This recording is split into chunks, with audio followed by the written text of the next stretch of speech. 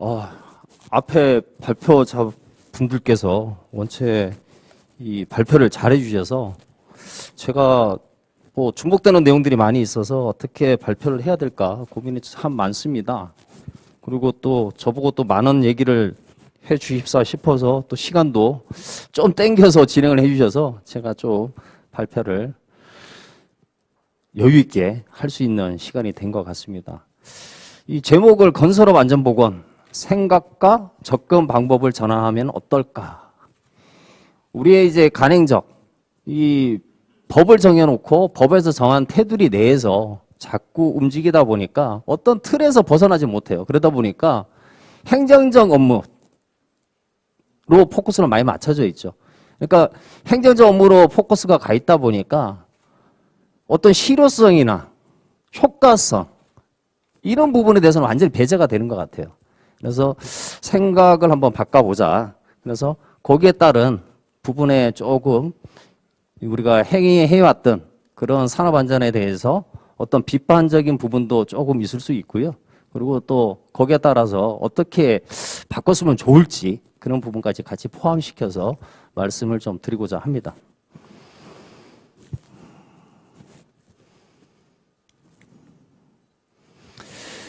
이 건설산업 사망 사고 현황 부분들을 일단 먼저 말씀을 좀 드릴 거고요. 그 다음에 이제 건설산업 안전보건 접근 방법의 전환에 대한 필요성 부분, 그리고 발주기간, 종업건설사 외주 제도 및 인식 변화, 그리고 결혼 순으로 저 말씀을 좀 드리겠습니다.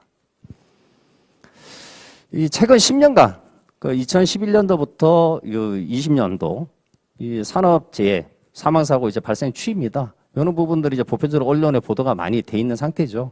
근데 19년, 20년 이제 정체되고 있습니다. 그리고 올해도 썩 실적 사망사고가 크게 줄지 않은 걸로 지금 통계가 나오고 있죠. 이 발생 형태가 지금 어떻게 돼 있는지 좀 봐야 되거든요. 이 통계로 보는 겁니다. 사망사고자 현황.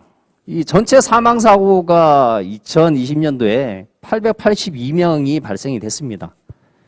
근데 이제 사업장 규모를 일단 보시게 되면 이 50위 미만이죠. 우리가 소위 소규모 사업장이라고 얘기하는 50위 미만 사업장에서 80.9%를 차지합니다. 대다수를 차지하고 있죠. 그 중에서도 산업별로 이렇게 보게 되면 건설업이 거의 이제 절반을 차지하죠. 458명. 제조업 같은 경우는 201명. 이제 제조업 대비해서 2배수 이상 이제 사망사고가 발생되는 거죠. 발생 형태별로 일단 보시게 되면 추락이 가장 많습니다. 재래형재, 끼임, 부딪힘. 요 세 가지가 가장 주요 저걸로 차지하고 있죠. 낙하물이라든지 물체에 맞는 거. 이런 부딪혀서 재래형 사고가 아직까지 많이 발생되고 있다. 그러면 이런 재래형 사고가 계속 반복되는데 어떻게 그러면 이런 부분들을 막을 거냐. 고민이 될 수밖에 없는 거죠. 이 건설업이 이제 전체 비중을 많이 차지하고 있다는 거. 그래서 제조업이나 서비스업. 이 숫자 3으로 봐도 굉장히 건설업이 많다는 건 눈으로 보이죠. 뭐 그렇다 해서 해외 선진국이 건설업이 그러면 사고가 작느냐. 숫자상으로는 저희보다 훨씬 작은데 뭐 선진국도 건설업 쪽이 다른 산업에 비해서는 사망사고가 좀 높다라는 통계를 갖고 있습니다. 그러면 50위 미만 사업장을 먼저 한번 들여다보겠습니다. 이 좌측의 사진 보면은 3명에서 이제 외주를 탑니다. 외주를 타는데 안전모드 안 쓰고요. 생명줄도 별도의 보조 생명줄도 없고 그냥 메인줄만 타고 합니다. 그리고 우측에 있는 사진 같은 경우는 제가 처갓집을 갔는데 처갓집에서 바로 보이는 대각선 쪽에 보이는 건물이에요. 짓고 있는데 빨간색으로 표기하는 부분들이 이제 외줄 사다리입니다. 외줄 사다리가 옥탑으로 올라가게 이렇게 돼 있는 거예요. 그래서 저 상부의 길이가 짧으니까 뭘로 또 묶어놨더라고요. 근데 난간도 없고 안전시설물이라고는 찾아볼 수가 없어요. 그나마 있는 게 외부 쪽에 이제 마감을 고려해서 비계를 매놓은 것 같은데 그 외에는 안전시설물 찾을래야 찾을 수가 없어요. 근데 이제 소규모 사업장에 대한 왜 이런 현상들이 보일까라는 부분들을 고민을 해야 됩니다. 소규모 사업장은 통상 공사기간이 6개월 미만이고요. 평균 3개월 다 미만이랍니다. 3개월 안에 웬만한 공사들은 다 끝난다고 합니다. 그리고 통상적으로 관리자를 한 명 배치한다고 합니다. 그리고 현장 사무실도 없다고 그럽니다. 그분들한테 물어보면 오늘은 관리자였는데 내일은 또 이렇게 자금 같은 거 이런 것도 정리하고 경비도 정리해야 되니까 격리 업무도 했다가 그 다음날은 또 자기가 쓰레기 청소도 했다가 혼자서 북치고 장구치는 게 50인 미만 사업장이라는 겁니다. 안전보건관리에 대한 정확한 지식이 없습니다. 일하기도 바쁘죠. 근무할 장소도 없고요. 교육을 어떻게 해야 될지도 모릅니다. 그런데 과연 이러한 사항을 우리가 모르고 있느냐? 진짜 모르고 있느냐? 그렇지 않다는 거죠. 여기에 잣대를 뭘로 갖다 대고 있습니까? 산업안전보건법을 잣대로 갖다 대고 있죠. 아무리 갖다 댄들 현실적으로 할 수가 없는 게 50인 미만 사업장입니다. 이걸 어떻게 해결할까를 고민을 해야 되는데 산업안전보건법 지금까지 갖다 대고 있지 않습니까? 거기다 중대재해처벌법 갖다 댄들 이 사람들이 과연 바뀔까요? 바뀔 수 있는 여건이 될까요? 고민을 해봐야 됩니다. 우리가 중복된 규제가 굉장히 많습니다. 앞에서도 지속적으로 계속 나왔지만 중복된 규제들이 굉장히 많아요. 뭐 건진법, 근로기준법, 건설기계관리법 이게 뭐 차트가 좀 덜 나오는 것 같은데 이게 굉장히 법들이 많아요. 30가지 이상, 안전 관련된 부분들이 30가지 이상 법규가 된다고 하고요. 정확하게 저도 안전 관련된 법규가 몇 가지인지 전혀 모르겠습니다. 그만큼 많다라는 거죠. 안전 관련된 법규가. 전문가도 모르고 법무법인을 물어봐도 잘 모르시더라고요. 법 전문가도 안전에 관련된 게 몇 개가 해당되는지 잘 모르고 건설 사업주도 모르고 전문가도 모르고 이걸 다 지켜야 됩니다. 사고가 발생되면 그 잣대를 갖다 대죠. 안전관리자는 어떻게 할까요? 관리감독자는 어떻게 할까요? 우리가 안전활동을 할 때 보이는 만큼 조치를 할 수가 있죠. 내용을 알아야 볼 수 있죠. 모르는데 어떻게 보고 어떻게 조치를 할 수가 있겠습니까? 이런 부분들을 실천력을 높이기 위해서는 중복규제들을 통합을 시켜줘야 됩니다. 하나의 통합을 시켜주고 축소를 시켜줘야 됩니다. 사망사고 몰려 있잖아요. 추락, 낙하물에 맞은, 끼임. 그것만 집중적으로 막을 수 있게 제도를 변화시켜줘야 되겠죠. 그럼 절반 이상 안 떨어지겠습니까? 이런 중복된 규제가 통합이 필요하다.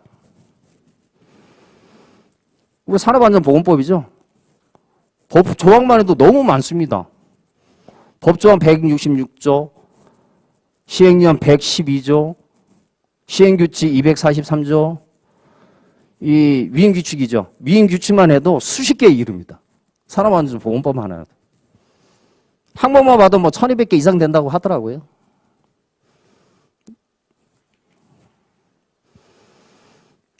안전관리자들의 업무 항목입니다. 이거는 중대재해처벌법 나오기 전에 항목들이에요. 여기에는 이제 큰 틀만 정리되어 놓은 내용입니다. 근데 중대재해처벌법 나왔으니까 뭡니까? 고의성 입증 체계죠. 서류가 더 늘어난다는 겁니다. 굉장히 많이 늘어난다는 거예요. 어떤 행위 하나 할 때마다도 서류로 근거를 다 남겨놔야 되는 그런 상황이 벌어졌다는 겁니다. 그럼 안전관리자들이 현장 가가지고 어떤 조치를 할 수 있을까요? 관리감독자들이 현장 가가지고 감독을 할 수 있을까요? 사무실에만 앉아있게 더더욱더 서류만 챙기게 만들어놨다는 겁니다.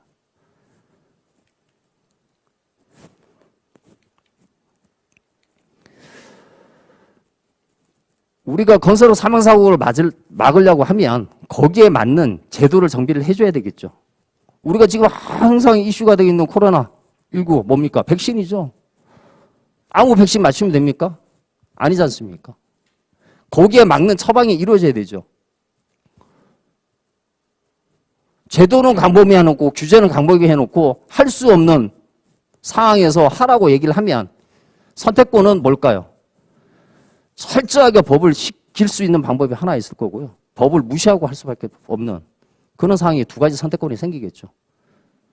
50인 미만 사업장에 한 명 나가 있는데 법을 지킬 수 있을까요? 법을 안 지킨다는 겁니다. 구조적으로 그렇게 돼 있다는 겁니다. 그 예로 건강검진 하나만 들여다볼게요. 뭐 앞에서도 말씀드렸지만 건강검진 하나만 보더라도 뭐 1년 동안 6번, 8번 받는 거 우습죠. 건강검진. 근로자 건강을 위해서 건강검진 시킨다고 하는데 건강검진 받을 때마다 엑스레이를 찍어야 되죠. 그게 과연 근로자 건강을 위한 겁니까? 그걸 사업주 책임으로 해놓으니까 그런 현상이 벌어지는 거예요. 현장마다가 받아야 되니까. 공익적으로 가면 안 되냐 이거죠. 산업안전보건법에 사업주 책임으로 넣어놓으니까 그런 현상이 벌어지는 거 아닙니까? 공익적으로 돌려놓으면 그럴 이유 없잖아요. 사업주는 확인만 하면 되지 않습니까? 공익적으로 돌릴 생각은 왜 안 하냐? 그 비용, 산재보험료, 건설업 요일 높이면 되지 않습니까? 사업주는 이렇게 돈이 나가든 저렇게 나가든 돈이 나가는 겁니다. 방법을 바꿔보자는 거죠. 그래야 50인 미만 사업장에는 건강검진도 못 받고 소외되고 시킬 사람도 없고 받을 의욕도 없고 그런 상황이 해소가 되지 않을까요? 정책에 대한 방향성 전환이 필요하다. 근로자를 위해서. 그래야 사고를 예방할 수 있다라고 저는 생각을 합니다. 교육입니다. 교육도 항목에 되게 많습니다. 항목별로 쫙 보면 굉장히 많아요. 단순하게 보면 정기안전교육, 뭐 신규 채용 교육, 뭐 특별교육, 뭐 보편적으로 이렇게 분리된다고 보시지만 사실상 교육이 굉장히 많습니다. 근데 교육 수준을 보면 천차만별이에요. 어떤 현장은 법적인 교육 이상의 교육을 시키는 사업장이 있는 반면에 대다수 현장이 형식적으로 진행을 한다. 그러다 보니까 교육에 효과가 없다. 여기 계신 분들이 이제 건설 관계자분들이 많이 있고 유튜브 시청하시는 분들도 건설 관계자분들이 많이 있는데 우리 속 내부를 한번 실질적으로 들어가 보시죠. 이거죠. 현장에서 교육시키는 주체 보편적으로 안전관리자가 다 합니다. 안전관리자 담당자가 누굽니까? 최고 고참이 합니까? 제일 막내가 합니까? 안전에 대한 교육이 가장 중요하다라고 정부부터 시작해서 국회, 사업주 그렇게 강조는 하지만 실질적으로 이행하는 사람은 누구냐 이거죠. 제일 막내를 시킨다는 게 얘기예요. 그만큼 제일 하기 싫은 업무라는 겁니다. 근로자가 그거 모를까요? 안 듣는다는 얘기죠. 그러니까. 업무로 접근해서 진행을 하니까 받아들이는 근로자도 그냥 형식적으로 듣는 겁니다. 변화가 없죠. 소규모 사업장 교육시킬 장소도 없고 교육 어떻게 시켜야 되는지도 모르니까 안 시키죠. 그 사람들은 근로자고 국내인 아니고 산업재해 보호에서 벗어난 사람들입니까? 아니다는 얘기죠. 이것도 공익적으로 한번 돌려보자는 얘기죠. 자격제. 건설업에 취업을 하고 계속 건설업에 일을 하려고 하면 정기적인 자격 취득에 대한 교육을 공익적으로 한번 돌려보자는 얘기죠. 국가에서 지정한 기간에 교육을 받고 정기적으로 받을 수 있게. 우리가 운전면허증 따면 정기적 검사 받고 하지 않습니까? 하면 안 될까요? 할 수 있잖아요. 그래야 소규모 사업장에 있는 근로자도 변화를 시키지 않겠습니까? 교육에 대한 정책 부분들 접근성을 한번 바꿔보자. 이 비용 부분들은 어떠한 방법으로도 구축이 가능합니다. 산재보험료 부분, 요율 변경도 있고요. 건설 근로자 퇴직 공제 부분도 있고요. 방법은 여러 가지 방법들이 있다는 겁니다. 이거는 정부에서 고민을 해 주셔야 되는 겁니다.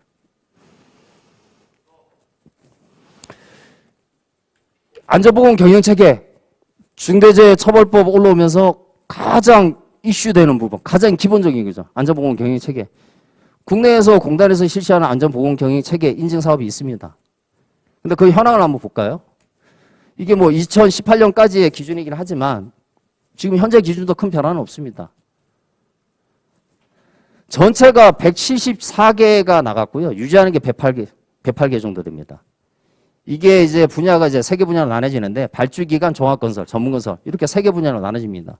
발주기관이 이 유지하고 있는 게 11개, 종합건설이 유지하는 곳이 22개, 전문건설업이 유지하는 곳이 75개입니다. 전문건설업이 인증사업을 진행한 지가 2007년도 최초 인증사업이 진행됐습니다. 10년이 넘었죠. 10년이 넘은 사업 동안 70만 개입니다. 70만 개. 75개만 유지하고 있습니다. 전문건설업이 약 5만 개 정도 됩니다. 5만 개. 안전보건경영체계가 그만큼 중요하다고 중대재해처벌법까지 만들어 놓은 상태인데 거기에 대한 지금까지 뭘 했냐 이거죠. 정부에서 얼마나 관심 갖고 투자를 갖고 했냐 이거죠. 사업주 보고만 너무만 알아서 하라고 했지 어느 누구가 처벌을 강화시키면서 지원 정책은 지금까지 내놓은 게 뭐 있냐 이거죠. 지금이라도 이쪽에 투자를 해야 되지 않습니까? 오늘 날짜 기준으로 코로나19로 사망자가 2,808명입니다. 약 2년 동안 2,800명이 돌아가셨어요. 이쪽에 재원 쏟아붓는 게 얼마입니까? 건설업 연간 단위로 800명 이상 사망하고 있는데 이쪽에 쏟아붓는 재원 비교를 할 수 있습니까? 그만큼 중요하다고 생각을 하면 그만큼 재원을 투자를 해야 되겠죠. 사업으로만 생각하니까 문제입니다. 관료적인 사업으로만 생각하니까. 어느 정도 성과만 하면 된다. 숫자만 유지하면 된다. 이거부터 바꿔야 되겠죠. 책임과 권한입니다. 정부 쪽에 책임 부분들 분명히 있죠. 발주자 책임 있죠. 건설자 부분 책임 부분들이 있습니다. 근로자한테 가치의 안전을 동참하기 위해서는 사망사고 줄이기 위해서는 근로자의 동참이 필요하다. 책임을 물을 수가 없습니다. 권한은 확대되고 있는데 책임을 물을 수가 없습니다. 책임과 권한은 동등해야 되지 않나요? 그게 헌법에서 정한 거 아닌가요?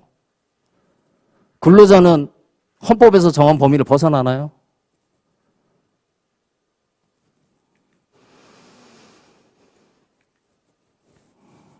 약자 보호 체계 저도 인정합니다. 저도 근로자의 한 사람으로서 약자 보호 분명히 해야 되는 거 맞습니다. 사업주의 행포 막아야 되는 거 맞습니다.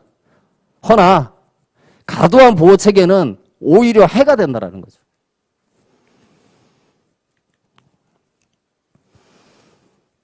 균등하게 균형이 맞아야 된다는 겁니다.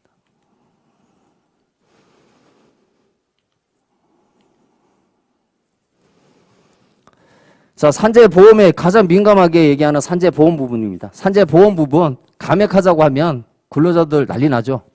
저도 인정합니다. 생각을 바꿔보죠. 산재보험료 더 지급합시다. 보상금액 증액시키자는 거죠. 단 근로자 가실이 없는 경우에 한해서만. 근로자 가실이 없는 경우, 사업주 가실이 명백한 경우에만 보상 금액을 늘려주라는 거예요. 요 사진상에 나와 있지만 신호는 뭐 이렇게 되어 있죠. 신호 위반을 하고 무개념이라고 사고가 났습니다. 근데 결과는 어떨까요? 산자 승인입니다. 보상을 해줍니다. 빌딩 위에서 그만큼 생명줄 차라는데 안 차고 외줄로 타다가 떨어져서 사망한 사고 계속 늘어나고 있죠. 산재 승인해갖고 보상금 나가죠. 오른쪽의 사진. 한동안 떠들썩하게 했던 물리창고 화재 사고입니다. 보상금액이 같습니다. 이게 형평성에 맞는 겁니까? 나는 일 잘하고 있다가 내가 지킬 거 다 지키고 있다가 사망한 경우하고 내가 안 지켜서 사망사고 난 경우하고 보상이 같습니다. 이게 형평성이 맞는 겁니까? 우리가 법에서 이렇게 정해놓고 지금 진행을 하고 있는 거 잘못된 거 아닐까요? 사업주 가실이 있는 경우는 근로자 가실이 없는 경우는 산재보험료 더 지급하고 보상금액 더 지급하고 그렇지 않은 경우 근로자 가실이 있는 경우는 현재 체계로 유지해서 근로자들이 안전에 대한 보는 시각과 참여 부분을 높여보자는 겁니다.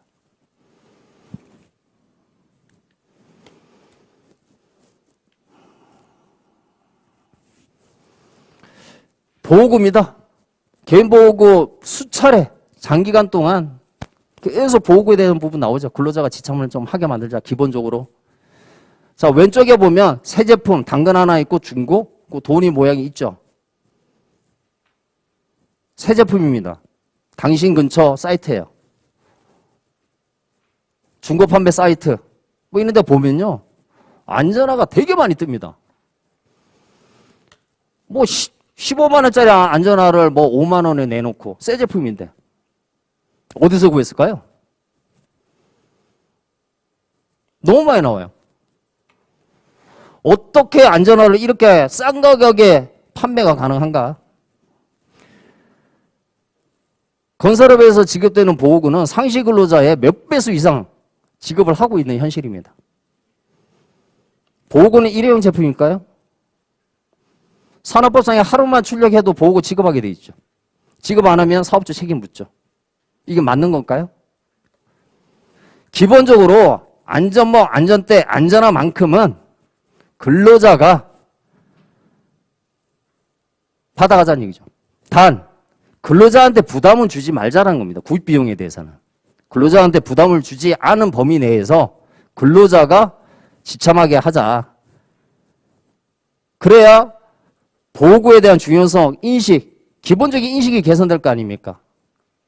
그리고 보호구 본인의 체형에 맞는 뭐 안전화가 작아서 발이 뭐 이상이 됐어요. 이런 얘기 안 나올 거 아닙니까? 본인이 맞는 거. 고가든 뭐가 됐든 본인이 구입할 수 있게. 그리고 투입되는 보호구 비용 아껴서 추락사고 예방하는 시설물에 투자하자는 겁니다. 불필요한 비용 없애고. 이런 재원 마련은 건설 산재보험 요율주의 방법도 있고요. 건설 근로자 퇴직 공제부분을 하려고 하는 방법도 있고 상재 예방 기업 부담금을 조성을 하는 방법 등등 많습니다. 정부에서 노력만 하면 불가능한 거 하나도 없습니다. 지금 근로복지원단 사업 보면요. 굉장히 사업들 하는 거 많습니다. 다 산재보험료 받아서 하는 거 아닙니까? 근데 왜 이건 안 하죠? 할 수 있다라는 겁니다. 정부에서 노력하면. 그러면 근로자한테 부담을 안 주고 충분히 가능하고요. 고용보험과 연계한 안전페이 등으로 해서 적립 방법도 있고요. 퇴직 공제부금을 연계해서 고르게 연계되어서 이렇게 적립금을 주는 방법도 있고요. 다양한 방법들 많이 있습니다. 연구 과제도 많이 나와 있습니다. 연구영역도. 고민하자는 거죠.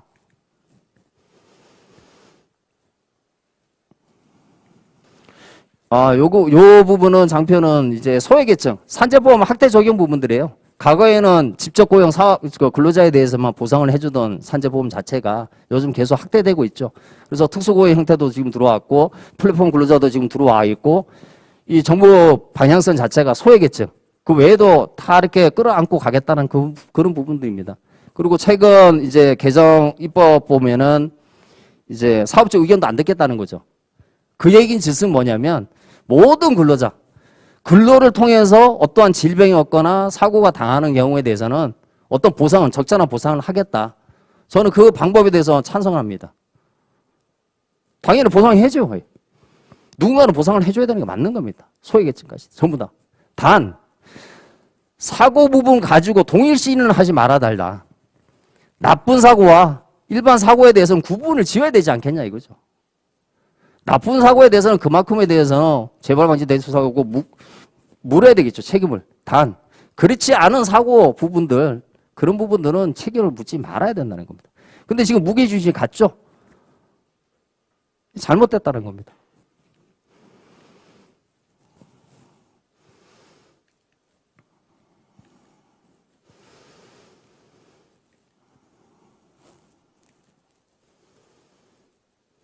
안전관리자 육성 제도의 변화 필요합니다.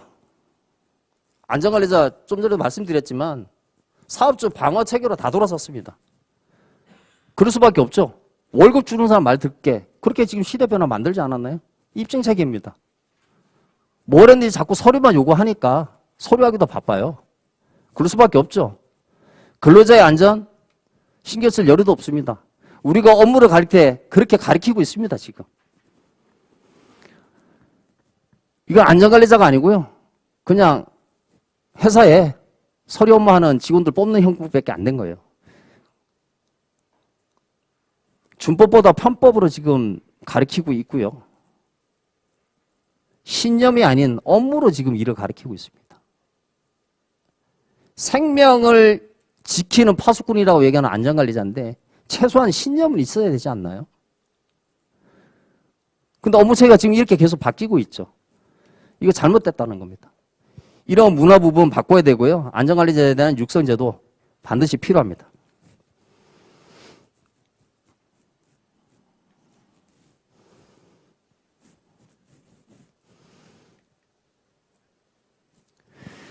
지금 전문건설업의 선임제도 부분들인데요. 이게 굉장히 지금 어렵습니다. 지금 어떤 경우가 지금 생기냐면 법이 강화되다 보니까 공공기관 쪽, 발주기관 쪽에서 이제 안전 조직을 지금 막 뽑고 있어요. 그러다 보니까 인력들이 종합건설에 있는 정규직 인원이 지금 발주기관 공공으로 넘어갑니다. 넘어가고 있고요. 그러면 종합건설 정규직이 없으니까 어떻게 됩니까? 인력을 채워야 되겠죠. 그러다 보니까 또 정규직 채용 공고를 냅니다. 그러다 보니까 다른 종합건설이 있는 계약직들이 어떻게 갑니까? 정규직 채용하는 종합건설 업체로 또 옮겨갑니다. 그럼 그 뺏긴 종합건설 업체는 어떻게 할까요? 또 계약직 채용해갖고 또 돈 많이 준다 그러고 막 채용 공고를 냅니다. 그 인원들이 전문건설업에서 기껏 어렵게 양성해놓은 인원들 다 뺏기고 있습니다. 근데 법적인 조건 자체가 전문건설업은 법적인 부분 벗어납니까? 아니죠. 2023년부터는 50억 이상입니다. 범법자 지금 만들고 있는 상황입니다. 이거 제도적인 부분 별도로 좀 만들어야 됩니다. 인력툴 자체 지금 전체 자격 대비 필요수 안 나오지 않습니까? 그럼 바꿔주셔야죠. 안전관리자 수급 불균형 이거 반드시 맞춰야 되고요. 그리고 전문건설업 똑같은 잣대로 안전관리자 선임 부분 잣대되면 현실에 좀 잘 안 맞습니다. 마감공정 들어가면요. 출력 인원 5명 미만 나오는데 길게 갑니다. 공정이. 그 기간 동안 안전관리자 놓고 있어야 돼요. 소장하고 안전관리자 2명이서 작업자 5명, 3명 데리고 일해야 돼요. 이게 현실적으로 맞는 얘기입니까? 전문건설업은 안전관리비 받지도 못합니다. 법적으로 보호대상이 아닙니다. 종합건설에서 안전관리비 안 줘도 처벌할 근거가 없습니다. 그 대신 책임을 다지라고 합니다. 이 법체계 잘못된 거 아닌가요? 다시 고민해서 바꿔주셔야 됩니다.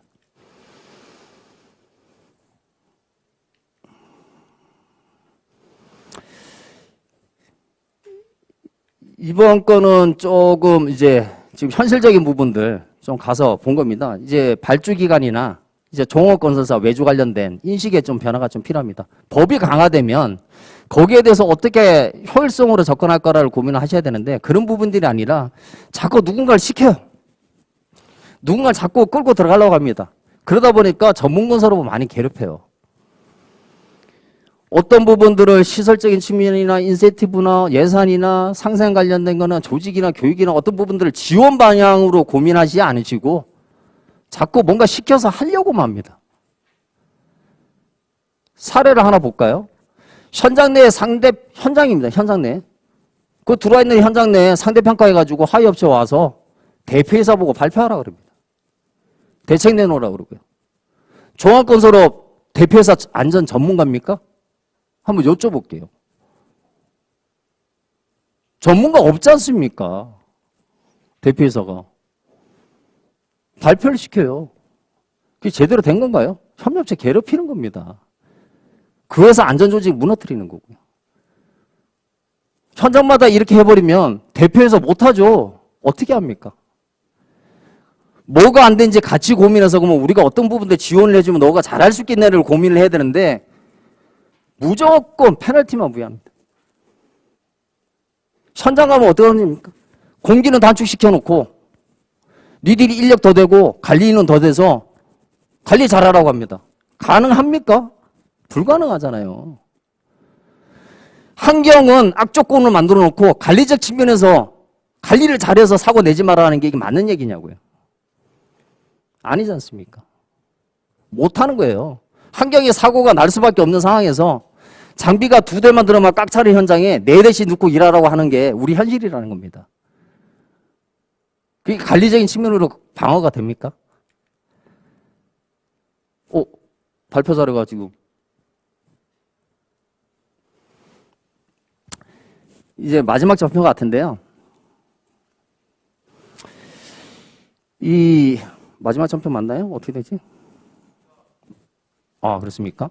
자, 변화가 아닌 혁신이 필요한 시대다. 지금은 변화해가지고는 살아남을 수가 없습니다.